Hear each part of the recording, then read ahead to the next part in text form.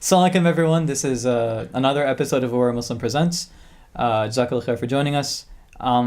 Bit of a fun episode today. It is obviously a serious issue, but it's something that I think you'll enjoy a little. So here's a clip just to start us off, just to warm you guys up. Here's the current president of the United States, Donald Trump, going off on the largest news organization in the United States, which is CNN. Take a look. Go ahead. Sure.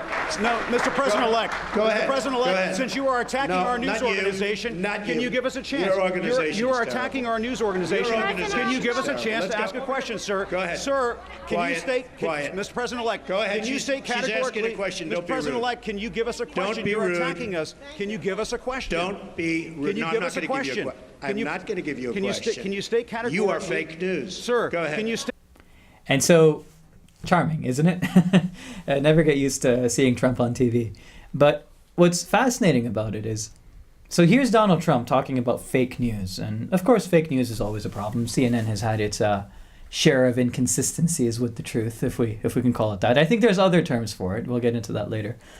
But right after, pretty much right after this, right after Donald Trump's inauguration, here comes Sean Spicer, who is, the White House communications director.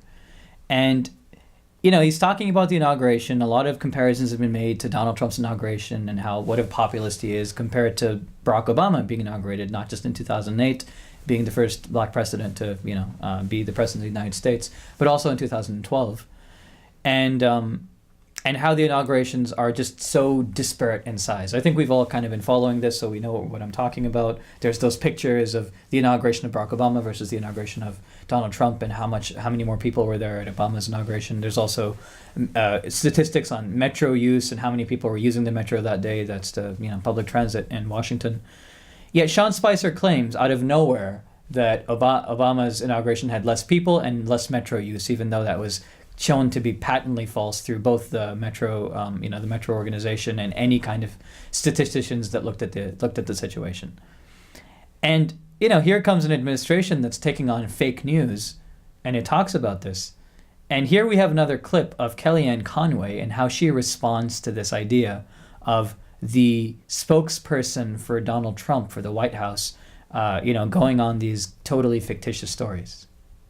You did Yes, not I answer did. the question of why the president asked the White House press secretary to come out in front of the podium for the first time and utter a falsehood. Why did he do that? It undermines the credibility of the entire White House press office No, on it day doesn't. one. Don't be so overly dramatic about it, Chuck. You're saying it's a falsehood, and they're giving Sean Spicer, our press secretary, gave alternative facts to that. But the point remains. Wait a minute. Alternative that there's- facts? Alternative facts, 4 of the 5 facts he uttered. The Hey, one Chuck, thing he why- got hey, right Chuck. was Zeke Miller. 4 of the 5 facts he uttered were just not true. Look, alternative facts are not facts. They're falsehoods. See, isn't that a beautiful term? Alternative facts. I mean, how is that not a synonym of fake news? It's just, I guess, who's saying it? I mean, I don't understand. I want you to explain this to me, Malik. What is the difference between fake news and alternative facts? It's amazing where we are in terms of that, and I think that you kind of said it at the outset was about how CNN has its sort of share in sort of creating this climate that has enabled someone like Trump to come into the White House, and I think that as Muslims is something that we've always kind of felt that the media has never given us a fair shake, right? And to be honest, one of my one of the first things I did when to become conscious in terms of what was going on, one of the first books I read was Manufacturing Consent By Noam Chomsky, right? By Noam Chomsky and Edward Herman.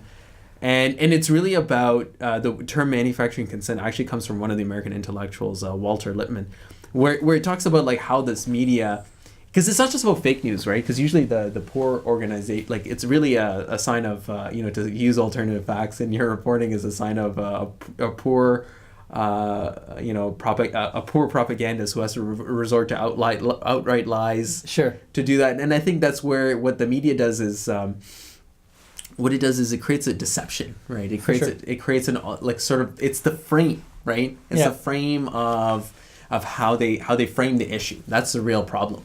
So you're saying the difference between alternative facts as suggested by Donald Trump, which are just blatant lies that anyone can look up, Yeah. as opposed to the media, which genuinely is fake. I mean, he's right. Donald Trump is right. CNN is fake. He's also fake, and so he really has no leg to stand on. Is that they're more sophisticated about it. The media Absolutely. has a more sophisticated way of nuancing and massaging an issue, so you can only see a certain aspect of it, while Trump can just go out there and say whatever he wants. Yeah, and when in sort of the research I did after that, there's you look especially in the PR industry, and the issue of liquid truth is something that that PR people use, in terms to to defend themselves when it comes to it. It's like, whose truth is this really, right? And Liquid truth. liquid truth. You right? gotta love academics, man. No, this guy's a guy who's get paid money for PR. It's not an Sure, academic. It's sure. actually a paid professional who's trying to go to sleep at night.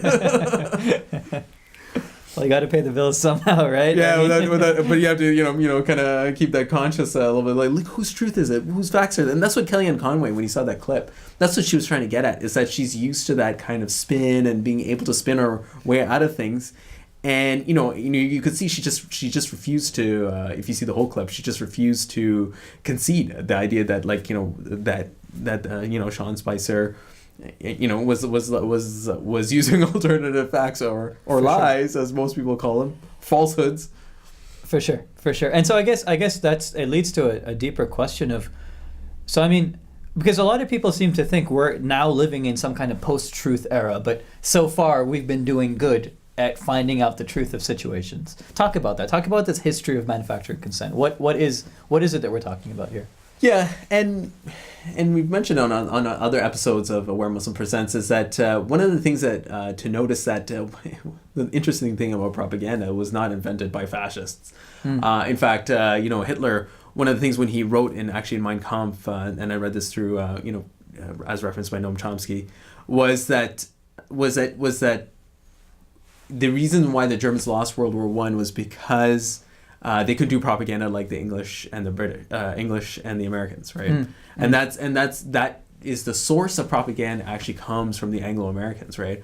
I remember that they used sort of one of the propaganda things they used was like German soldiers eating Belgian baby hands. That was does that sound familiar at all? No, not at all. Well, you remember they used the same propaganda against Iraqis, right? That's true, actually. You know what I mean? That's true. It's pretty sad that you have to recycle that propaganda, That's true. because, about... They say Iraqis went into Kuwait and stole incubator babies. Yeah, and smashed them on the floor and stuff like that, right? When it turned out that was the Kuwaiti ambassador's daughter who was saying that, right? And I remember seeing that as a kid, actually, to be honest. I remember her poor sweater. She was wearing a sweater. Like, she worked with one of the PR agencies, Hill and Knowlton. Sure. Yeah, she worked with them. She was prepped by them, actually, to make that talk, right? And so that's another example of, that was really fake news, right? For sure. And it was a way to whip up, and what was it for? It was used to justify the invasion of America into Iraq, right? For sure. So This was during the first Gulf War. Yeah, 91, right? So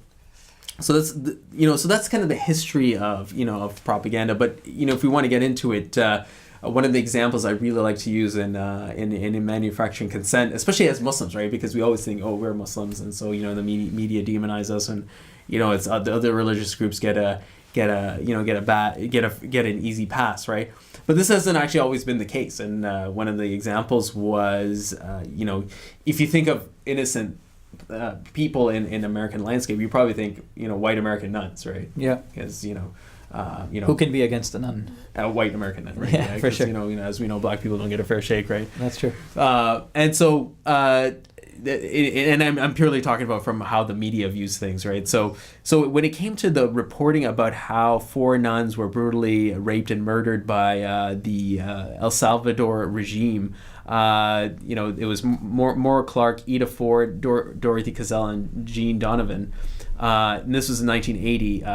What manufacturing consent explains is how there's a great disparity between that and how Jerzy Populescu, who was a Polish priest who was killed by the then communist regime, right? Sure. So he explains about like how much more there's much more coverage of it, there's much more description, there's calls for the blame to go right to the top when it comes to Jerzy Populescu, but when it comes to these 4 nuns, it's kind of it's on the back page. And why was that? What was the difference? The difference is Jerzy Populescu was a communist, and so the communism is the evil incarnate, right?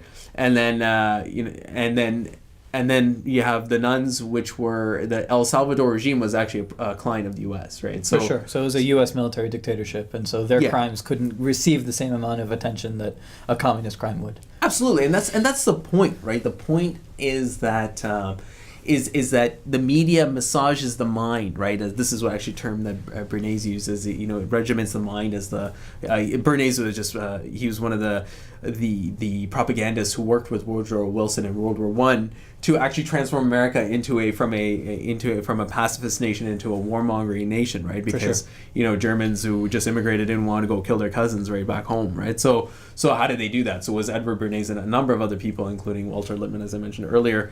They sort of whipped up that propaganda, and then that's how they got into the war. And so Edward Bernays, that's what a lot of the stuff about how the sort of the blueprints of how the media works, it really comes from him. Sure. So it's and that's kind of what the media does. And one of the interesting things, talking about fake news, is that there's actually no obligation. I'm not sure if you're aware of this, but there's no obligation for media to actually tell the truth in America. That's fascinating. Yeah. So what happened was Jane Aker and her husband Stephen Smith, they were going to do an expose story on Monsanto, who was funding Fox News, right?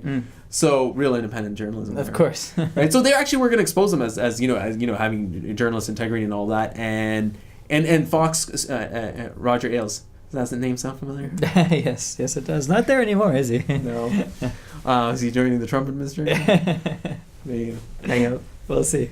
Hang out with Sean Spicer. But what he said was what he squashed the report because of Monsanto, and Jane Aker and Steve they got fired, and what happened was they initially won under whistleblower protection, sure. But then that got overturned because the argument that Fox News made is that they actually, the sum of it, and it's all in legalese jargon, but the sum of it is that Fox has no obligation to tell the truth. And so freedom of speech, right?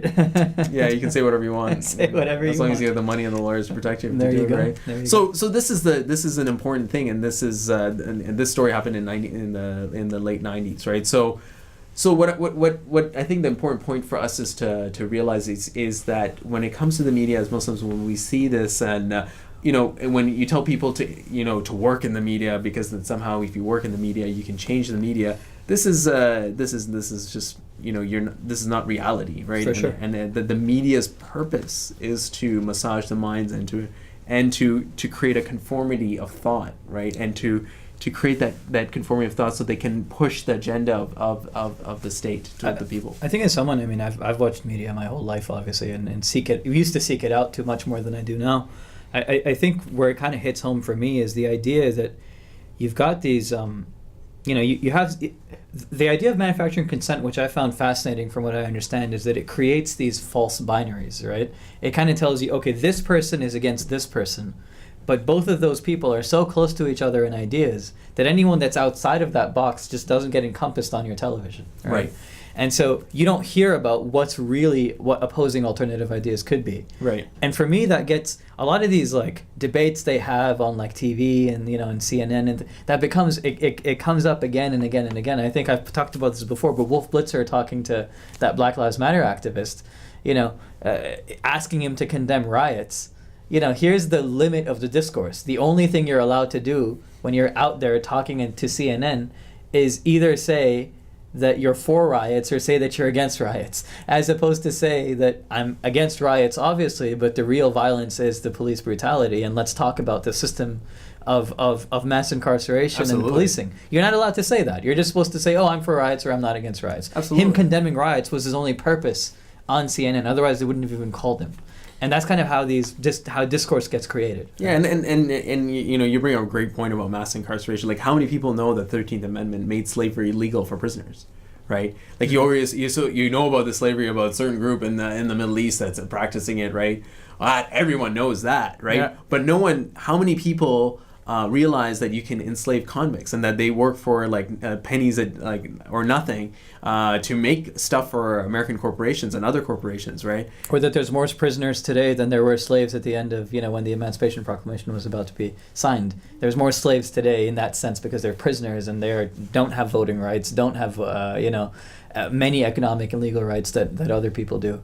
And have mostly been arrested for nonviolent crimes. And so, I think what it is that more African Americans are under the control of the prison system. So it's also it's the people in prison as well as those who are on parole and have are still on have a criminal record. Yeah, et cetera. and are under the control of the criminal system, justice system, right? Sure. These are examples of that, and that's why I think that as Muslims, I think one of the important things is that when we are confronted with this binary, as you talk about, is that I think the most important thing is not to accept those boundaries. Yeah. That is the key, right? For sure. Right. The key is that if you're going to talk about slavery about about a certain issue, well, let's talk about the fact that African Americans are enslaved again by this justice system, For right? sure. Right. So it's not to accept those binaries, and I think that's key. For sure. And I think to kind of conclude, to bring it to home to Muslims, for me, one of the biggest things in the media was the whole Sam Harris versus Ben Affleck debate that happened on Bill Maher's show, where here you have another false binary, right? You have the world is talking about how Muslims should be treated, and Sam Harris is saying they're different than us, thus they're evil. And Ben Affleck's response to that, and I don't think he meant this in a bad way, I think he was just trying to be a decent human being, but Ben Affleck's response to that was, no, they're just like us, so it's okay. And so here's the two options for Muslims. Either be different from, have a distinct ideology from American capitalism and be evil, or be just like them and then you'll be okay. Right. As opposed to, and this is what the liberal is suggesting, right? And so, I mean, as opposed to saying, no, they're distinct from us, they have their own way of life, and that's okay too, and that we can have a dialogue with that, and that's something we can discuss. That was never a point that was brought up, and is often never brought up in these media discussions about who Muslims are and what they represent. Absolutely. So, I mean, if you are obviously interested in this, we obviously are doing a media effort here, and there's many other media efforts that people can get involved with, where we are trying to take control of that narrative and suggest a different way of talking about Islam and talking about Muslim issues. And so, Jazakallah khair for your support, and please do keep watching. Assalamu alaikum. Assalamu alaikum.